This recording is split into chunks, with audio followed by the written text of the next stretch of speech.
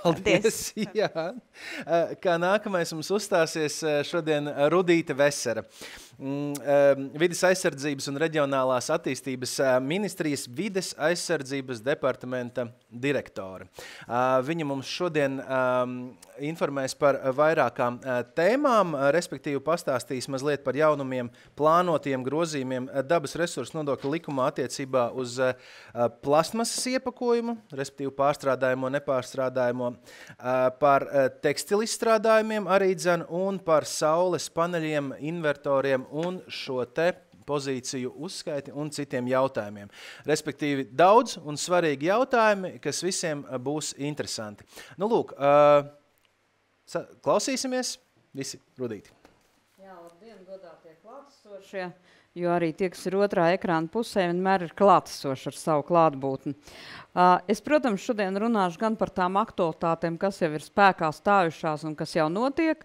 Savukārt, papildus daļa no visas šīs prezentācijas būs vērsta arī uz tām izmaiņām, kas ir plānotas, tātad dabas resursu nodokļa piemērošanā, vai nu noteikumu līmenī, vai likuma līmenī, kas vai nu tūlīt jau ir pieņemts, tikko pieņemts, vai arī tuvākajā laikā tiks pieņemts, lai iezīmētu jau visas tās aktualitātes, kas mūs sagaida pavisam tuvākajā laikā. Tātad sākšu ar to, kad ņemot vērā, ka mēs akcentu šodien liekam uz ražotāju atbildības sistēmām, tātad ražotāju atbildības sistēmas Latvijā, kādos veidos, kādās plūsmās mums viņas tiek piemērotas. Atgādināšu to, kas visiem zināms, tātad pašlaik viņas aptver iepakojumu, vidēji kaitīgās preces, tai skaitā elektriskās un elektroniskās iekārtas, transporta līdzekļus, tātad tos, uz kuriem attiecās nolietoto transporta līdzekļu apsaimniekošanas likums, un pati jaunākā grupa, kas ir kopš pagājušā gada februāra, tātad dzērienu depozīta iepakojums, jo arī šī sistēma ir ražotāja atbildības sistēma, tikai ar varbūt specifiskākām niansēm nekā varbūt pārējās, bet pēc savas būtības ļoti līdzīgi. Kas tad notiek tālāk? Ja mēs zinām, kas ir pašlaik, tad jautājums, kas notiek uz priekšu, ja mēs zinām, kad ir arī plastmas izstrādājums samazināšanas likums un ieviešanas procesā, tā tad ir paredzēts, ka šādas ražotāja atbildības sistēmas arī darbojās attiecīgi uz tabaks izstrādājumiem ar filtriem, un filtriem lietošanai kopā ar tabaks izstrādājumiem. Šī sistēma bija jāuzsāk darbināt tātad šī gada 5. janvārī. Tas ir viss datums, kas ir noteikts visā Eiropas Savienībā, visām dalību valstīm. Nu, nevar teikt, ka sistēma jau ir ieviesta un darbojas pilnībā. Nē, sistēma ir uzsākts, vēl joprojām tā ir procesā. Tātad ir, protams, ražotāji, kas ir izveidojuši šos te principus un arī sapratuši, kādā veidā viņiem būtu šī atbildība jārealizē. Ir tātad līgums ar vienu no apsaimniekotājiem, bet nu nav vēl viss līgumi līdz ar to noslēgt ar pašvaldībām, ka šī gadījumā atsevišķas pašvaldības vēl domā, ko un kā, bet tas ir process. Un faktiski, ja šobrīd vēl arī par sistēmas piemērošanu nekādas sankcijas netiek piemērots, tad tas ir tikai šobrīd, jo no nākamā gada tā tad ir paredzēts, ka arī dabas resursu nodokļu likumā tiks nostiprināts tas, ka ja nepiedalās šādā ražotāja atbildības sistēmā, tad attiecīgi būs jāmaksā dabas resursu nodoklis. Nodokļu likums tad arī paredzēts ir pašā likumā. Šobrīd gan vēl likuma projektā. Un tad jau šobrīd arī tai pašā likumā, kas ir par plastmasām, ko jau minēju, ir paredzēts, ka ražotāja atbildības sistēma būs jāpiemēro no nākamā gada 31. decembra, tas faktiski varam runāt par 25. gadu, bet nākamā gada laikā būtu jāizveido viss tas mitrajām salvetēm, baloniem un plastmas saturošiem zvejas rīkiem. Tātad tas ir jautājums, kas ir procesā. Ministra kabineta noteikumi par prasībām ir izstrādāti, tā kā visi var ar tiem iepazīties un lasīt un saprast, kādus soļus speram nākamā gada laikā un kas būtu jāizdara. Te gan uzreiz ir jāatzīmē, ka, teiksim, attiecībā uz tabakas izstrādājumu, uz mitrām saltēm, baloniem, protams, ka šīs sistēmas ir atšķirīgas no iepriekš jau minētām, jau šobrīd sistēmām, kas darbojās, jo tām ir noteikti mēģi, cik daudz mums ir jāsavāc kaut kas, cik daudz ir jāpārstrādā, tad šī gadījumā attiecībā uz tabakas izstrādājumiem, ar filtriem, tātad salvetēm, mitrajām un baloniem, nav šādi mēģi rādītāji. Tur akcents ir likts pavisam uz citu, lai nebūtu vides piegružojums, un ja viņš ir, lai viņš tiktu savākts, lai būtu tiešām šiem izsmēķiem speciāli izvietoti konteineri, kur viņus izmest, tātad kādā veidā arī tālāk mums tiek viņi savākt publiskajās vietās. Respektīvi, ja mēs zinām, ka šobrīd jūras piekrastēs apsakot visas šīs teritorijas gadu no gada, tas ir viens no tādiem būtiskākajiem piesārņojumiem, jeb piegružojumiem,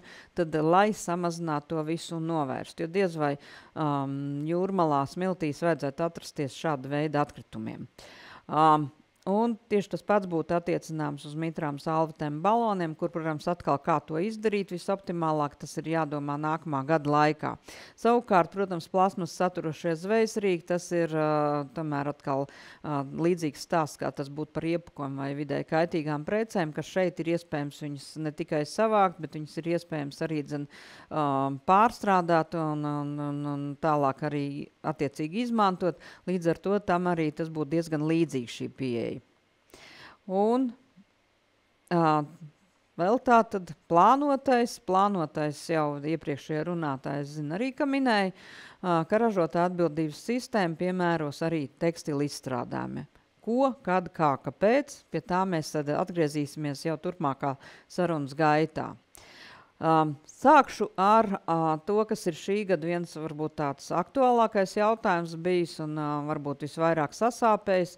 Tas bija mūsu jaunais izaicinājums, attiecīgi fotoelementu paneļi, to atkritumu apsaimniekošana, ražotāja atbildības sistēma piemērošana, dabas resursu nodokļu piemērošana, jo, protams, fotoelementu paneļi iepriekšējos gados, kas ir arī viens no elektrisko un elektronisko iekārtu tātad objektiem, nebija ļoti aktuāls jautājums, jo viņa apjoms bija diezgan nebūtisks, bet, protams, pagājušais gads ienes savas korekcijas, mainot situāciju, kāda ir ar energoapgāde, ar enerģijas ieguvu, kad, protams, tas jau palika arvien aktuālāk un būtiskāk un stipri pieauga šo te fotoelementu paneļu izmantošanu un lietošanu.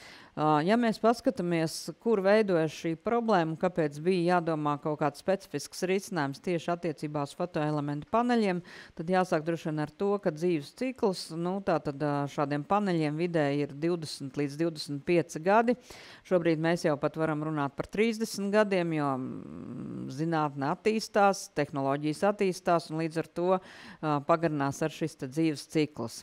Tai pašā laikā, ja mēs skatāmies pret šo te ilgumu, savākto un pārstrādāto elektrisko un elektronisko iekārtu atkritumu daudzums šobrīd, atbilstoši visiem normatīviem aktiem, ir aprēķināms procentuāli no Latvijas tirgu laistajām iekārtām, atbilstoši noteiktajiem savākšanas un pārstrādes mērķiem un normām.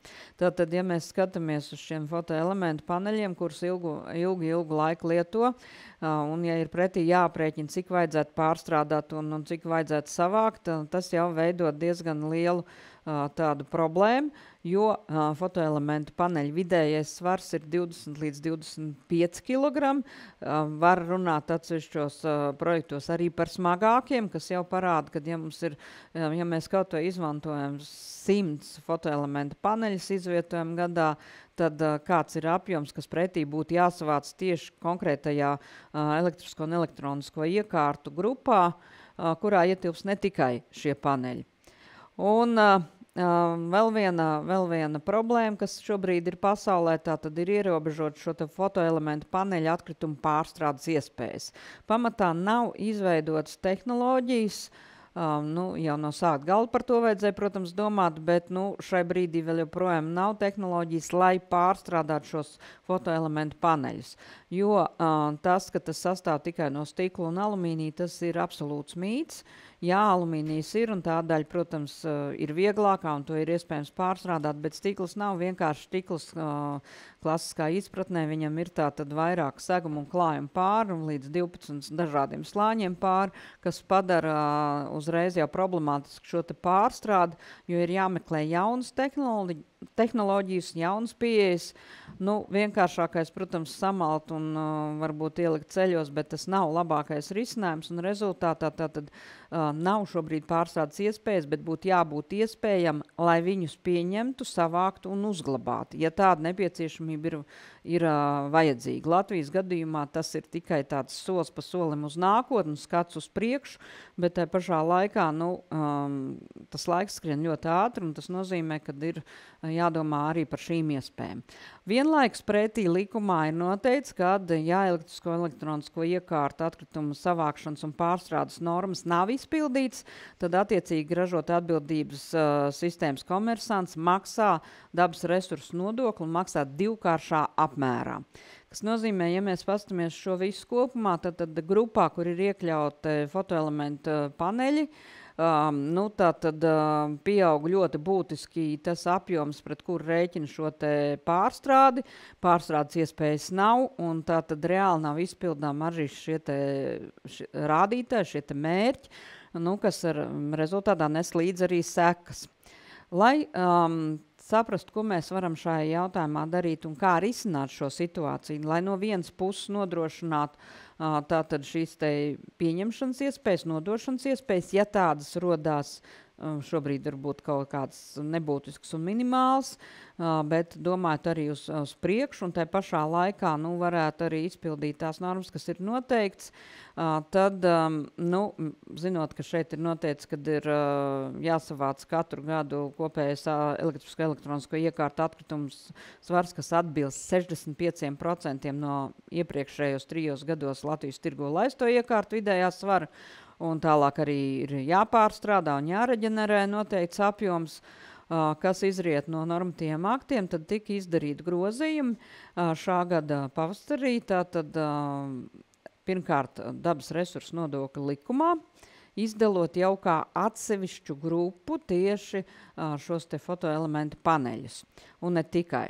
Un tālāk arī tiek veikta grozījuma 2 noteikumos, kur ir šīs te grupas un apakšgrupas, tās kategorijas un apakškategorija tagad izdalīta atsevišķi, un noteikts precīzi arī, kā tas būtu uzskaitāms. Tātad tie ir grozījumi ministra kabineta noteikumos numur 64 par vidēji kaitīgo preču apsaimniekošanu un nodokļu atbrīvojumu piemērošanu. Un tie ir grozījumi ministra kabineta noteikumos 338, kas nosaka elektronisko iekārtu kategorijas un arī savākšanas apstrādes prasības un termiņus. Zinu, ka daudziem ir jautājums, vai šie noteikumi jau ir, viņi vēl nav uz doto brīdi pieņemti. Ar viņiem varēja diezgan ilgu laiku iepazīties un arī komentēt.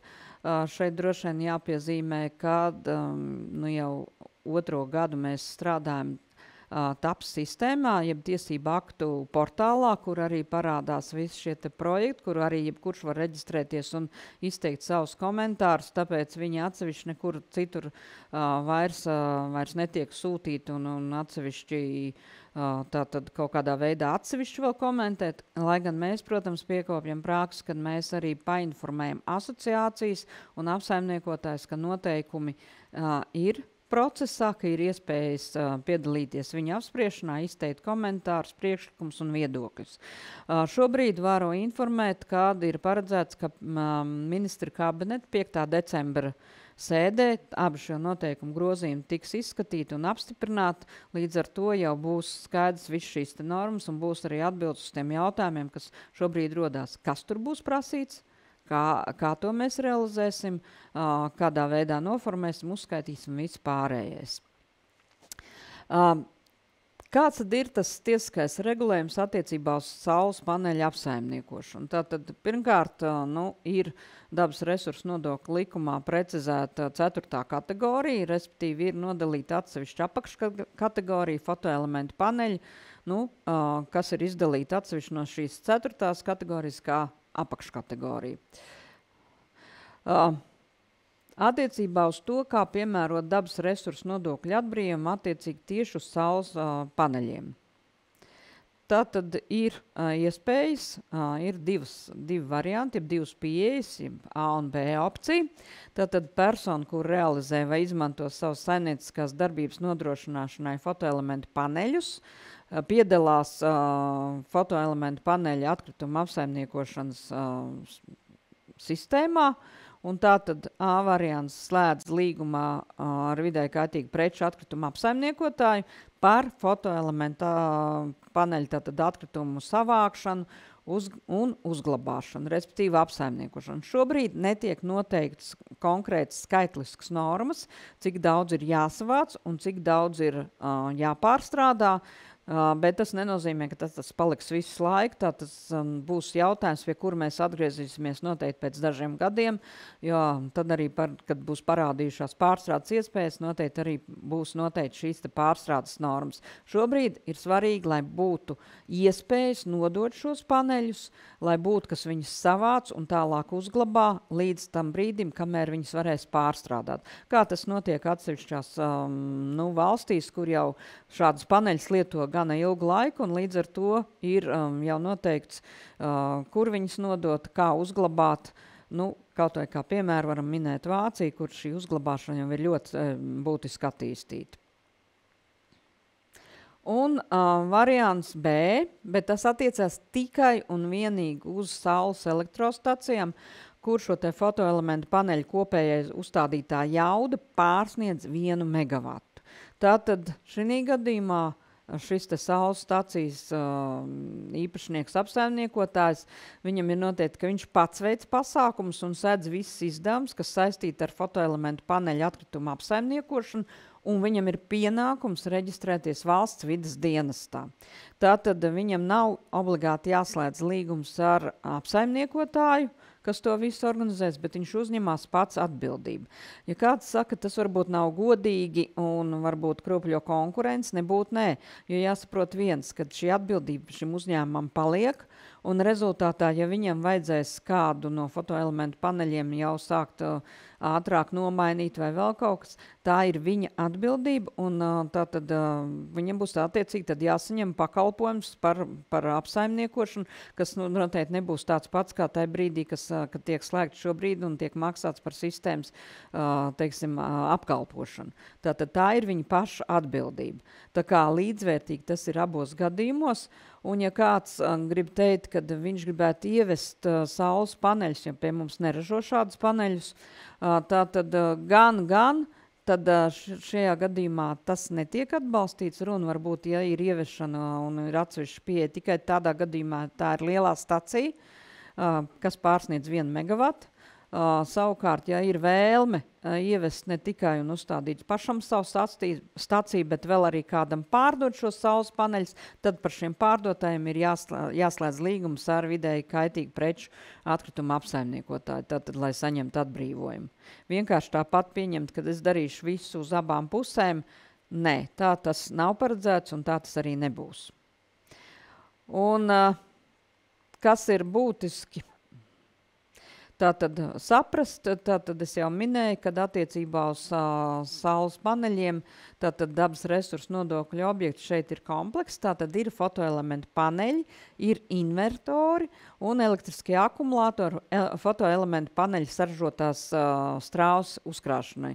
Tikai viss kopums faktiski ir tas, kas ir, ko mēs varam runāt par saules enerģijas ieguvu, lai gan attiecībā uz šo te elektrisko akumulātoru aspektu jāmin, kad privāti mājām pārdodot lielākoties netiek šādi akumulātori uzstādīt un pārdot vai realizēt, bet tas iespējams arī ir tikai laika jautājums, rēķinot visas izējošās prasības, kā tas attīstās. Tātad prasības tiek noteikts. Fotoelementu paneļi inventoru un elektrisko akumulātoru fotoelementu paneļu saražotās strāvas uzkrāšanai, ir noteikts prasības, ka ir jābūt obligātai pieņemšanai un uzglabāšanai.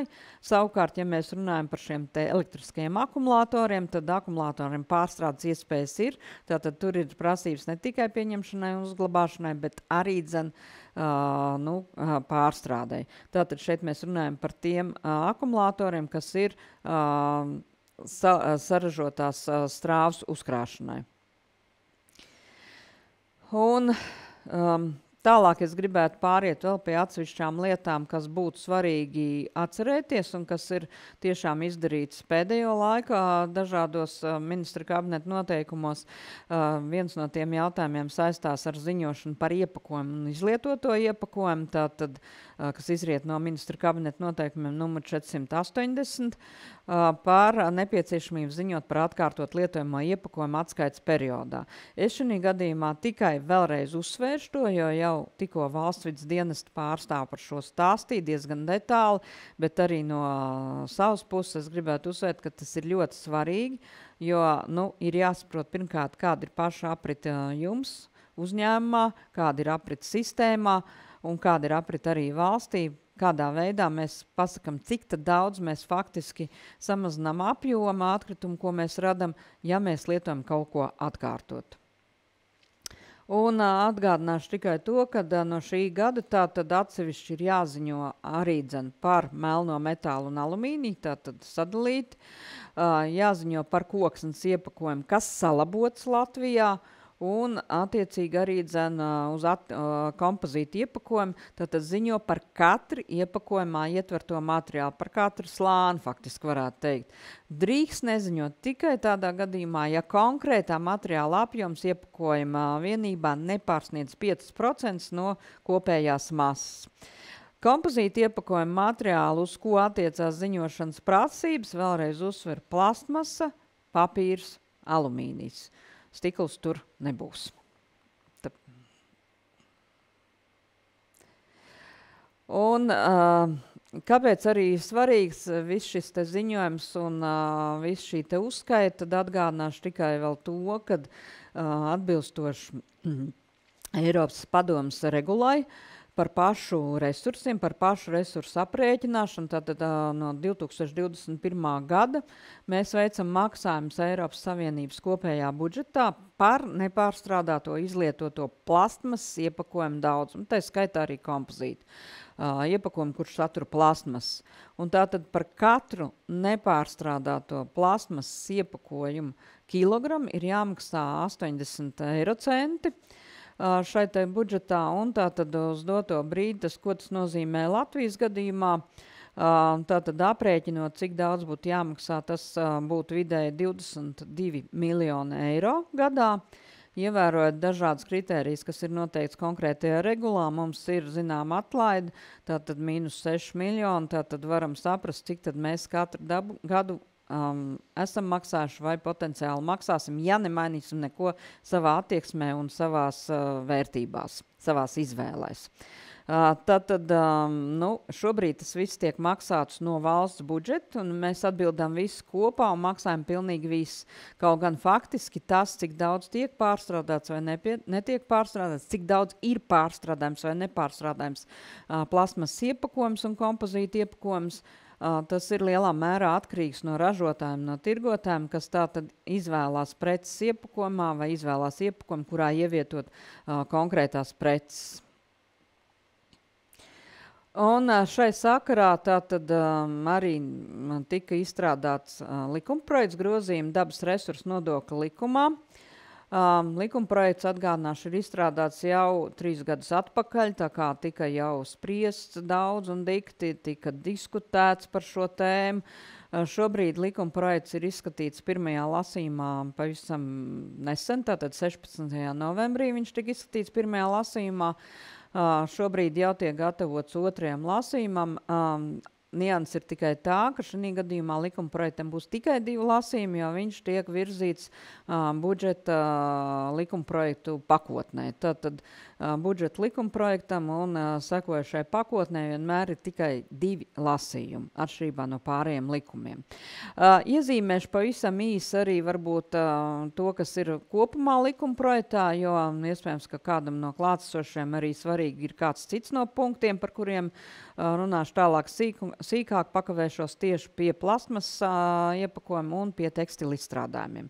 Tātad pirmkārt ir jauni nodokļu objekti, vienreiz lietojamie plasmas saturošie izstrādājumi, kas izriet no plasmas saturošo izstrādājumu patēriņa samazināšanas likuma, jau minētās gan cigaretes ar filtriem, gan zvejas tīkli, mitrās salvetes un baloni.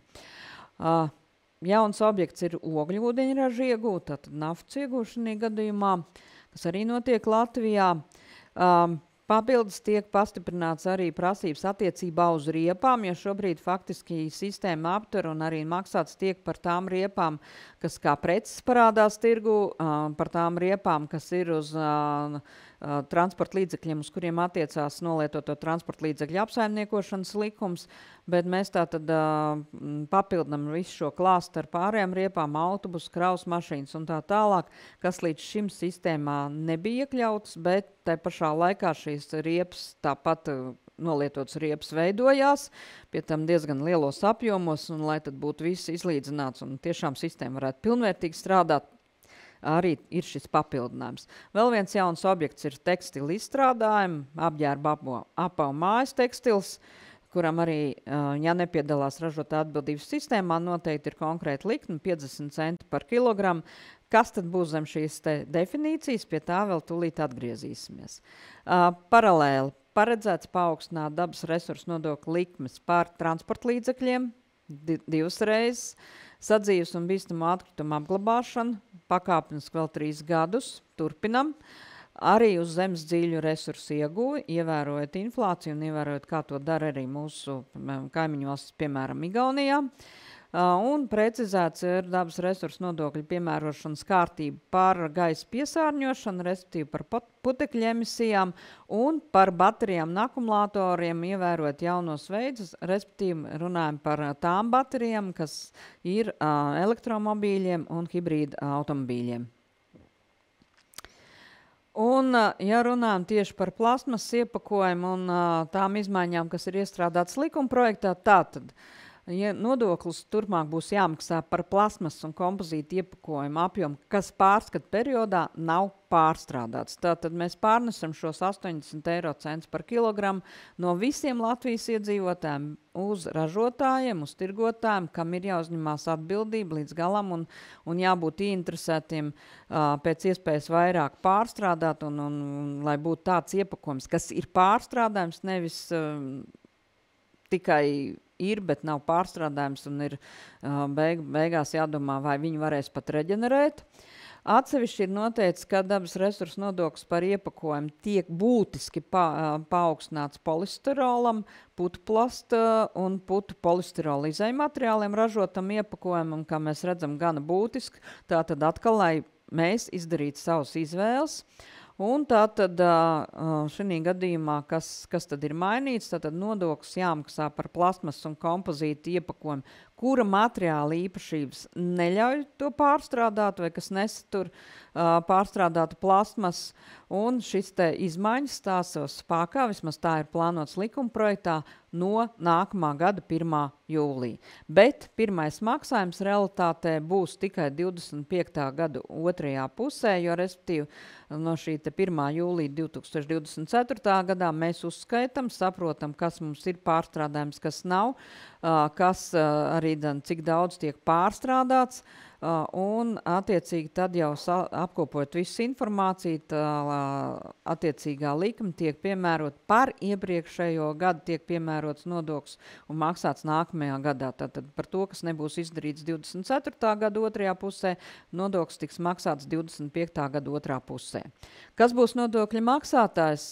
Tātad ražot atbildības sistēmas apsaimniekotājs, kas faktiski ir noslēdzis līgumu ar ražotājiem un tirgotājiem, tātad uzņēmies šo atbildību, un tātad arī viņš sekos līdz, lai pēc iespējas vairāk būtu pārstrādāts, lai būtu šī uzskaita, tā kā nodokļu maksātājiem faktiski no vienas puses viņam nebūs pašam jāmaksā nodoklis, bet šī te atbildība pieaug, vairāk sekot līdz, kādu iepakojumu viņš izvēlās un ko dara viņa apsaimniekotājs, cik daudz pārstrādā. Un kāda būs šie kritēriji, vai ir vai nav pārstrādājums iepakojums, to noteiks ministra kabineta noteikumi, kas tiks arī nākamā gada pirmajā pusē izstrādāt.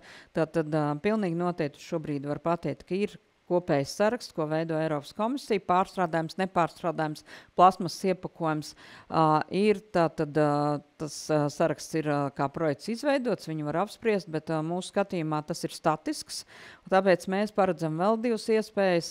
Pirmkārt, tad ražotājs varēs izsniegt atbilstoši arī informāciju, vai viņa ražotais iepakojums ir pārstrādājams un minot vismaz vienu rūpnīcu, kur tas ir izdarāms. Jo tas, ka viņš ir teorētiski pārstrādājams, bet pretī nav rūpnīcas, tas neko nepalīdzēs. Un trešā iespēja, tātad laboratorijā noteikti ar novērtējumu, vai ir vai nav pārstrādājums. Šāda laboratorija šobrīd arī Latvijā top.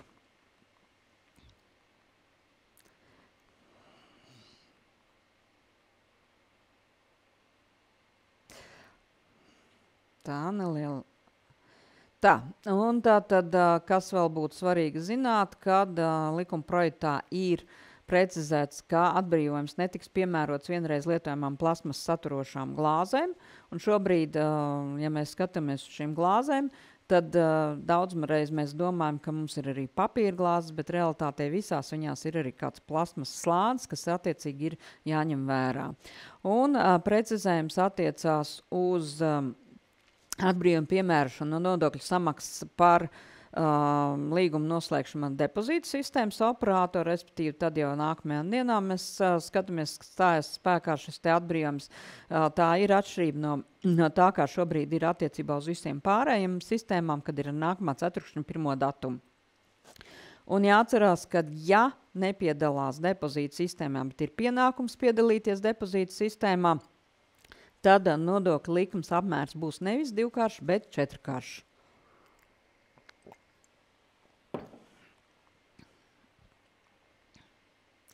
Un tā jau mēs tātad nonācām pie plasmasām noslēgumā par to, kad būs mitrajām salvetēm, tabaks izstrādājumiem ar filtriem un attiecīgi baloniem un zvejastīkliem.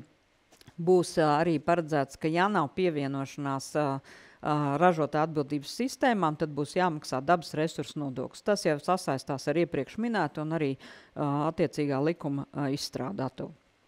Un pašās beigās gribētu pakavēties pie tekstila, par ko jūs vairāk ir jautājumi.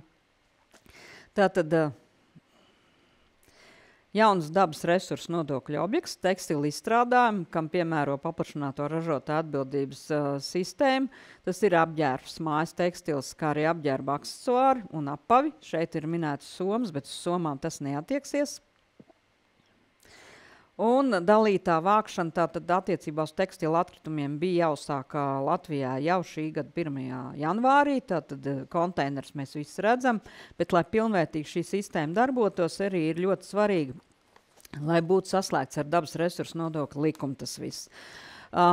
Jautājums ir, protams, ko tad mēs saprotam, uz ko attieksies šis te viss, kas saistās ar tekstila atkritumiem. Tātad šī gadījumā jūsu ekrānos jūs redzat pielikumu Eiropas parlamenta un padomas direktīvai, ar ko groza direktīvu par atkritumiem. Šis ir projekts, kas šobrīd ir apspriešanā, bet tātad tur jau ir noteicis, uz ko tad attieksies šīs te ražotā atbildības sistēmas tekstilu izstrādājumiem, un tieši tās pašas mēs arī iekļausim savos ministra kabineta noteikumos, kas taps nākamā gada sākumā.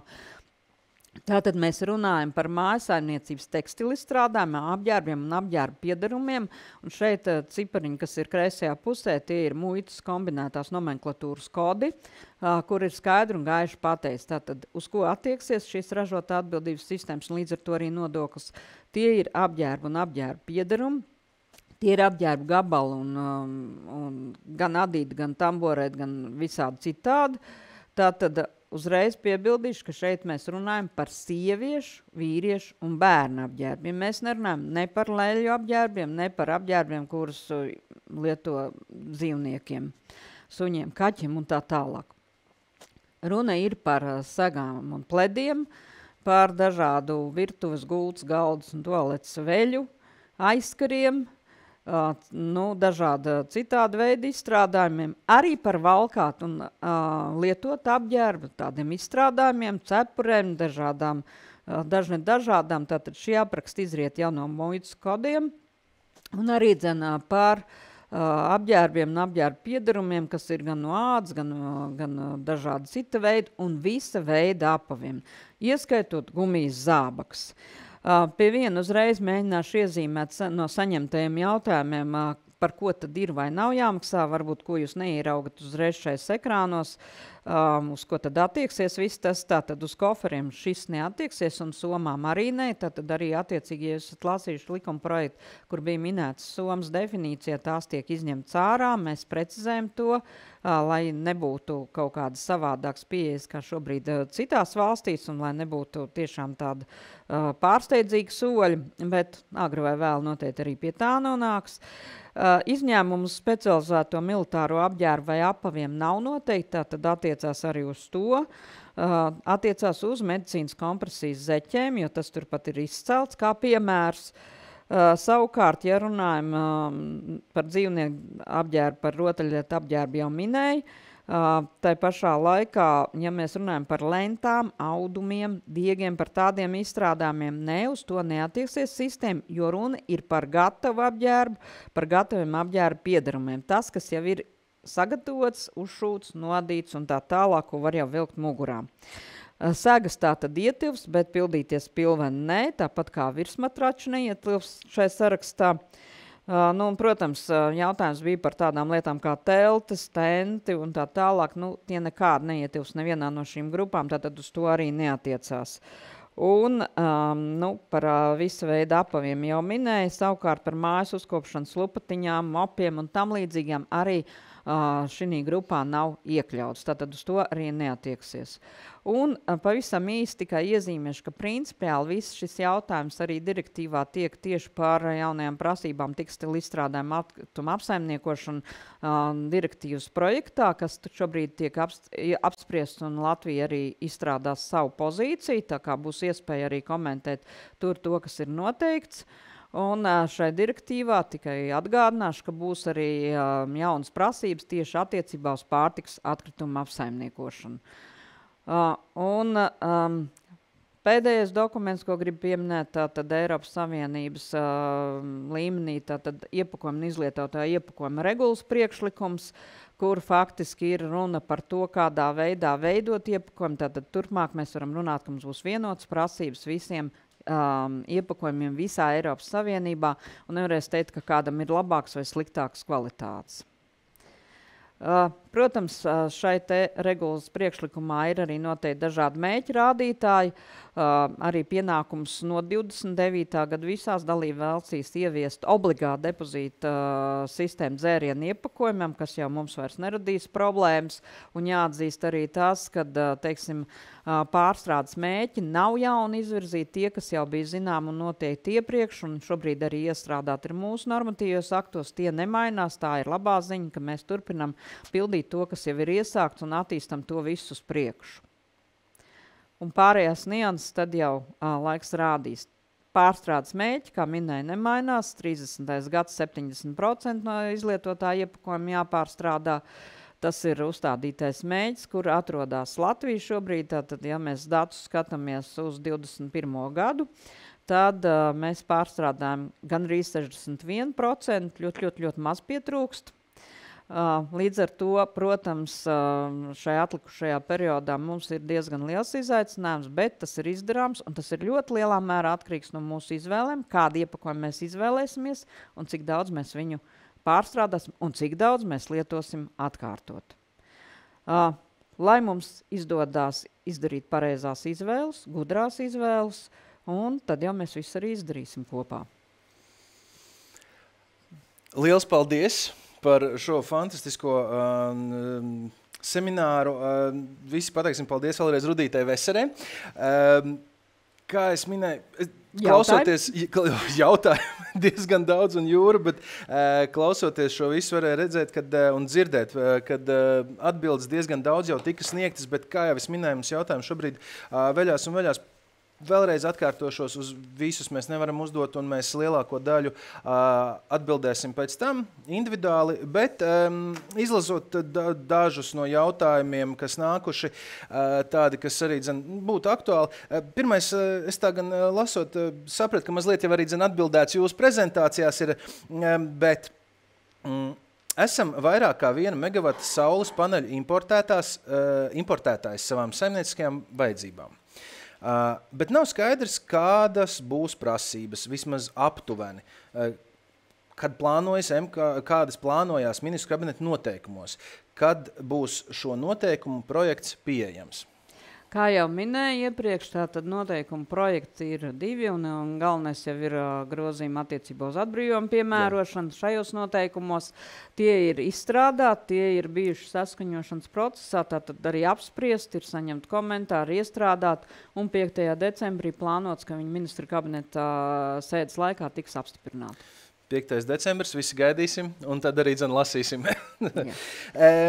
Jautājums. Vai tekstils būs jāuzskaita pa apakškategorijām, kā apģērbs, apavi, mājas tekstils, aksesori, vai būs kopā vienkārši vienīgi liela kategorija tekstils? Lielā kategorija, protams, arī būs jāskaita. Jā. Bet jā, viņš būs jāuzskaita atsevišķi. Mēs šobrīd plānojam, tur arī tātad būs ministra kabineta noteikumi, kā tas notiek, bet kā jau bija redzams manā prezentācijā, kādas ir šīs grupas, ievērojot muitas kodus, tātad mēs plānojam, ka pēc tā arī būs šie uzskaiti jāveic, jo tad ir viegli pierādīt, nav kurā grupā, un nebūs arī lieki jautājumi, vai par to bija, vai par to nebija jāmaksā nodoklis, vai jāieskaita ražotāju atbildības sistēmā. Tad uzņēmumiem būs īstenībā atvieglot šis uzskaitas process, nebūs pašiem jādomā vai jākonsultējās un jāzem, bet vienkārši muitas kods ir, nav. Jā. Super. Plus vēl cipars. Plus vēl cipars, jā, tas gan.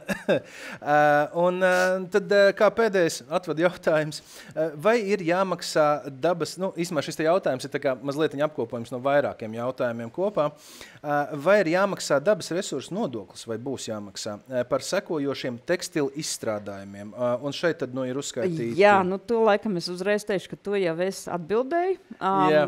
Tas nebija varbūt slaidā precīzi parādīts, jā, nē, bet es izstāstīju, un šeit arī tad bija gan par koferiem, gan visu pārējo, par ko ir, par ko nav. Koferi, mājas uzkopšanas lupatiņas un Nē, tas nav šai kategorijā, tāpēc arī ļoti būtiski ir, lai pēc tam būtu ne tikai ir šī definīcija, bet lai pēc tam noteikumos parādītos jau precīzi grupas, tāpat kā tas ir, teiksim, elektronisko iekārtu gadījumā, ka nevis viens grupas nosaukums, bet ir konkrēti pateicis, kādā kategorijā kas ietilpst. Super.